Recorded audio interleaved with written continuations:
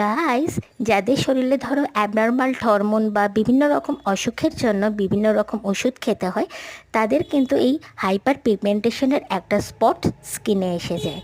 তো আজকের যে রেমেডিটা তোমাদের কাছে শেয়ার করব সেটা এর জন্য ভীষণই ভালো। দেখো, এখানে একটা ছোট আলুর টুকরো নিয়ে নিয়েছি এবং এই আলুটাকে দেখো ছুরি দিয়ে আমি স্ক্র্যাচ করে নিয়েছি। আর এই স্ক্র্যাচের মধ্যেই দিয়ে দিয়েছি 1 থেকে 2 চিমটি রান্নার হলুদ, এবং এটাকে আমি সারা ফেসে আর কি রাব করব 5 মিনিট ধরে। এরকম আমরা 5 মিনিট ধরে রাব করার পর তারপরে এমনি প্লেন জল দিয়ে মুখটাকে ধুয়ে নেব। সপ্তাহে এরকম যদি আমরা অন্তত একদিন ছাড়া ছাড়া করতে পারি, তাহলে কিন্তু আমাদের মুখের এই দাগ স্পটগুলো অনেকটাই ফেড হয়ে যাবে।